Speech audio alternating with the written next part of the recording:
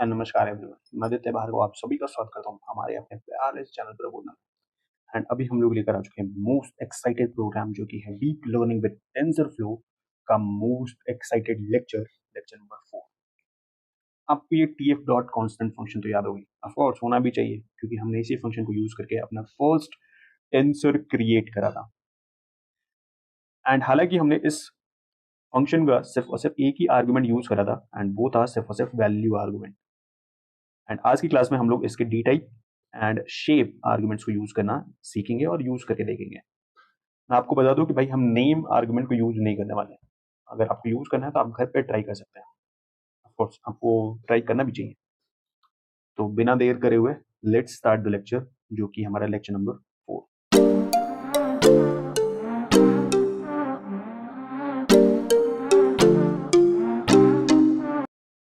But before going further एक बहुत किफायती फॉर्मूला जो कि टोटल एलिमेंट्स को फाइंड आउट करने का।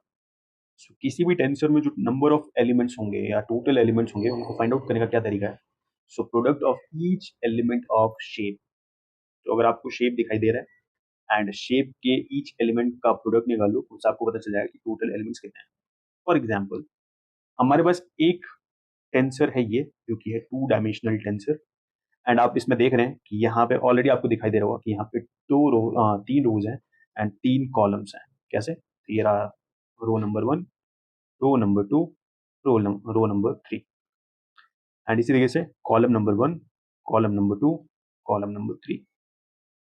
सो इसका जो शेप बना वो बना 3। फर्स्ट 3 रिप्रेजेंट कर रहा है कि यहाँ 3 रोज हैं एंड सेकंड 3 रिप्रेजेंट कर रहा है कि यहाँ पे 3 कॉलम्स हैं। एंड क्योंकि यहाँ पे टोटल नंबर ऑफ शेप में टोटल नंबर ऑफ एलिमेंट्स 2 हैं तो इसका मतलब ये एक 2 डायमेंशनल टेंसर है। बहुत सिंपल। अब इस टेंसर में टोटल कितने एलिमेंट्स हैं ये अगर हमको पता करना हो तो हमें कुछ नहीं करना है, शेप में जितने भी एलिमेंट्स हैं उनको मल्टीप्लाई कर दो। तो शेप में 2 एलिमेंट्स हैं 3 एंड 3, इनको मल्टीप्लाई करा हमने तो रिजल्ट मिला हमें 9 एंड ये रिप्रेजेंट कर रहा है कि total elements in this tensor वो है हमारा 9। इन द सेम वे अगर मैं आपको एक और टेंसर दिखाऊं जो कि है ये, जो कि एक 3 डायमेंशनल टेंसर है एंड इसमें अगर आप देख रहे हो तो आपको दिखाई दे रहा होगा कि यहाँ पे बेसिकली 4 स्टैक्स हैं, 4 चैनल्स हैं एंड हर चैनल की बात करें तो 3 रोज हैं एंड 3 कॉलम्स हैं। तो यहाँ पे जो फर्स्ट 4 है वो रिप्रेजेंट कर रहा है कि नंबर ऑफ स्टैक्स कितने हैं।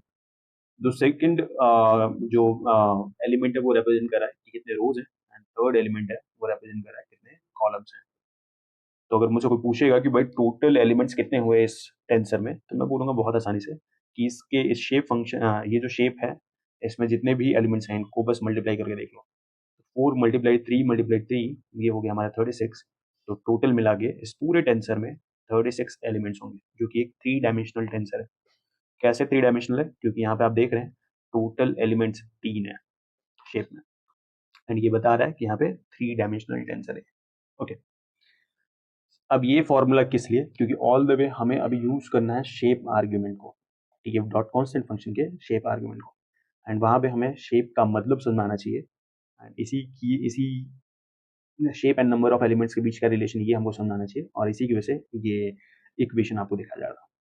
चलते हैं अपने गूगल को लैब पे एंड सम कोडिंग करते हैं एंड उससे कुछ चीज़ों को समझने की कोशिश करते हैं। तो अभी हम अपने गूगल को लैब पर आ चुके हैं एंड लेट सपोज एक लिस्ट क्रिएट कर दें एंड लिस्ट माई लिस्ट करके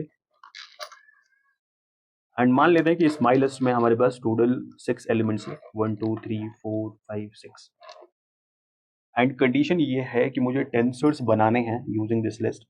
बट देखने वाली बात ये है कि ये जो माई लिस्ट है इस माई लिस्ट के जो एलिमेंट्स हैं उनके साथ आप कोई छेड़खानी नहीं कर सकते हो। लेकिन आपको एक 1 डायमेंशनल टेंसर भी बनाना है, एक 2 डायमेंशनल टेंसर भी बनाना है, एक 3 डायमेंशनल टेंसर भी बनाना है। So, कैसे बनाओगे? बहुत आसान तरीका। सो सबसे पहले अपन क्या करेंगे, my first tensor, so my tensor and इसको मैंने क्रिएट करना शुरू करा by using tf dot constant function and इस कॉन्स्टेंट फंक्शन में हम सबसे पहली जो चीज डालते हैं वो आपको याद होगा माई लिस्ट मीन्स वैल्यू डालते हैं। तो ये हमने डाल दिया वैल्यू एंड उसके बाद हमने शेप डाला क्योंकि ये ऑलरेडी जो है वो हमारा माई लिस्ट जो है वो एक 1 डायमेंशनल टेंसर में कन्वर्ट हो जाएगा। सो इसके लिए हमें कोई शेप फंक्शन डालने की जरूरत नहीं है। हाँ, लेकिन but before starting we have to import the TensorFlow package. So let's import TensorFlow as TF.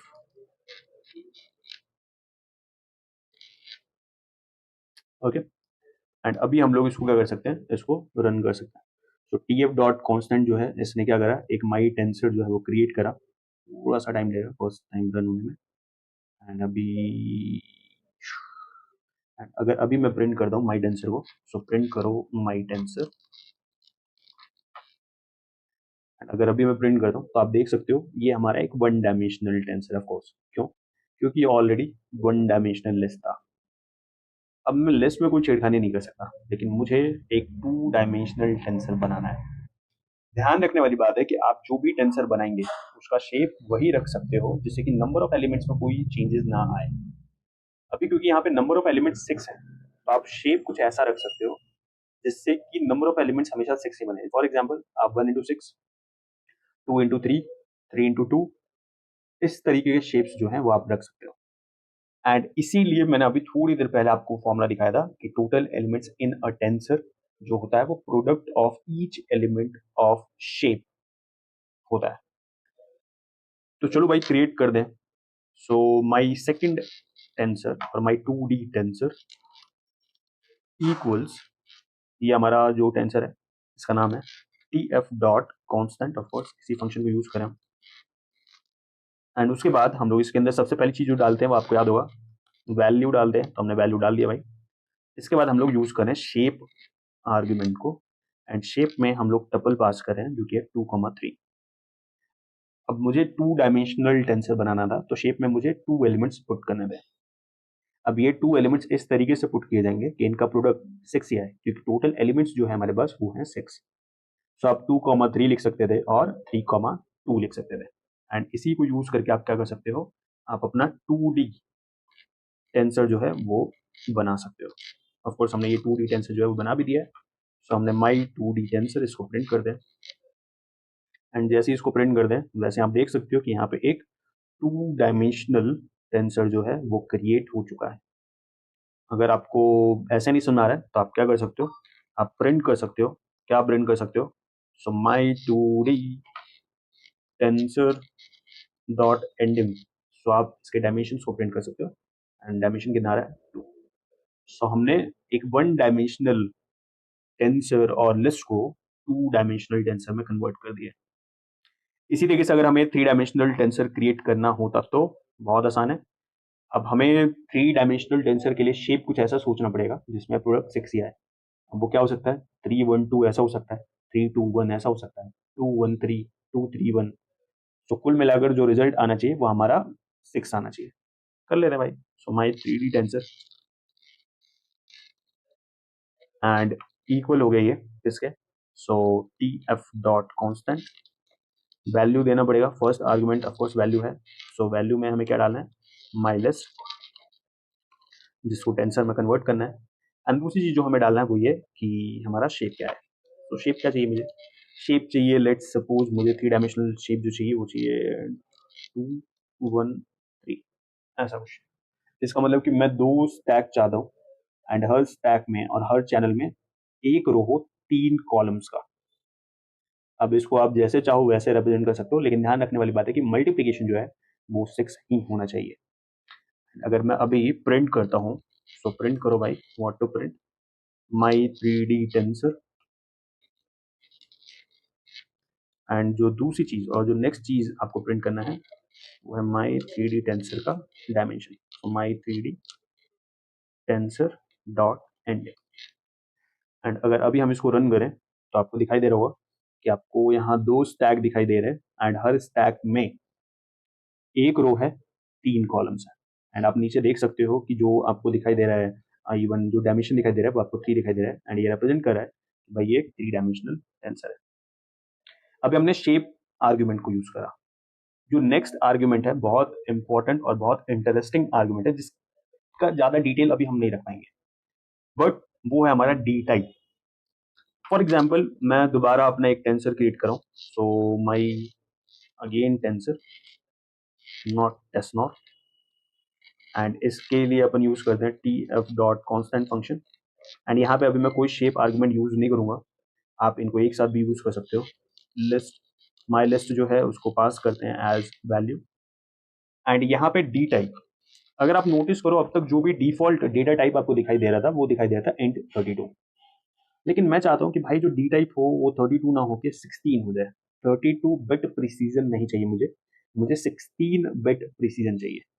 सो उसके लिए हम क्या करेंगे, डी टाइप में वैल्यू चेंज करेंगे एंड हमने इसको कर दिया टी एफ डॉट इंट 16। इसका मतलब मैं बता रहा हूँ कि जो माई लिस्ट है उसको यूज करके जब आप टेंसर बनाओगे तो ध्यान रखने वाली बात है कि डेटा टाइप 16 बिट प्रिसीजन होना चाहिए। डेटा टाइप का जो प्रिसीजन होना चाहिए वो होना चाहिए 16 बिट।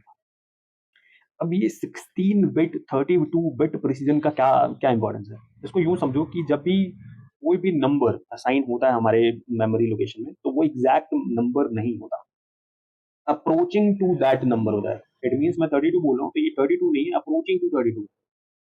तो अगर आपको एक्यूरेट नंबर चाहिए तो आपको हाई प्रिसीजन रखना पड़ेगा। सो लो प्रिसीजन मतलब low approach to that particular number and high precision मतलब high approach to that particular number. So अगर मैं 5 बोल रहा हूँ तो कंप्यूटर की मेमोरी जो है उसको 4.9999999999 तक पहुंचा रही है। अगर आपको और ज़्यादा क्लोजर जाना है तो फिर आपको और ज़्यादा प्रिसीजन जो है वो मेंटेन करना पड़ेगा। सो अभी बहुत बार होता गया है कि हमें ज़्यादा प्रिसाइज नंबर्स की जरूरत नहीं होती है, तो ऐसे केस में आप लोअर डेटा टाइप रख सकते हो। तो उससे क्या होगा कि कंप्यूटर की मेमोरी में कम स्पेस घेरेगा वो चीज़ एंड कैलकुलेशन फास्ट हो सकती है। बट वहीं जब हमें बहुत ज़्यादा बारीकी रखनी होती है, फॉर एग्जाम्पल जब हमें रॉकेट लॉन्च करना हो, भाई वहाँ पे एक एक पॉइंट्स बहुत ज़्यादा मैटर करते हैं। सो ऐसे केस में आपको हाई प्रिसीजन रखना पड़ेगा एंड ऐसे केस में आपको जो प्रिसीजन की वैल्यू है वो हाई देनी पड़ेगी। सो आप वहाँ पे 16 बिट रखोगे, फेल हो सकता है, माइट भी रॉकेट क्रैश कर जाए। सोच सकते हो आप कि 500 करोड़ तेल लेने चला जाएगा सिर्फ ये 16 32 और 64 के वजह से। सो इसीलिए वहाँ पे हाई बिट प्रिसीजन चाहिए होता है, तो हमें हाई नंबर रखना पड़ेगा। जहाँ पे लो बिट प्रिसीजन है वहाँ पे आप लो नंबर्स रख लो। सो माइट आंसर अगर मैं अभी प्रिंट करता हूँ, तो प्रिंट करो भाई माइट आंसर को, एंड अभी आप देखोगे कि जो नया टेंसर बना उसका जो डेटा टाइप होगा वो 16 है, इंट 16 है। इसका मतलब कि ये 16 बिट प्रिसीजन वाला टेंसर है 1 2 3 4 5 6। एंड आई होप अभी आपको शेप एंड डी टाइप जो आर्गुमेंट्स हैं उनको यूज करना आ रहा होगा, और ये आर्गुमेंट्स क्या रोल प्ले करते हैं आपको ये बात समझ आ रही होगी। मैं दोबारा बोल रहा हूँ कि ये जो 16 बिट 32 बिट 64 बिट प्रिसीजन जो होते हैं वो क्लोजर टू दैट नंबर लेके जाते हैं। कंप्यूटर मेमोरी में एक पर्टिकुलर नंबर एग्जैक्टली सेव नहीं होता, क्लोजर टू दैट नंबर होता है। सो अगर आपको हाई प्रिसीजन चाहिए तो फिर आप डेटा टाइप में हाई वैल्यू रखो, एंड अगर आपको लोअर प्रिसीजन चाहिए तो फिर आप लोअर वैल्यू रखो। आई होप आपको चीजें समझ आ रही होगी। प्रैक्टिस करते रहो, because all the way the whole key behind learning is practice practice and practice. And इसी चीज के साथ अपन लेक्चर को एंड कर दें। Let's say tata bye bye, signing of.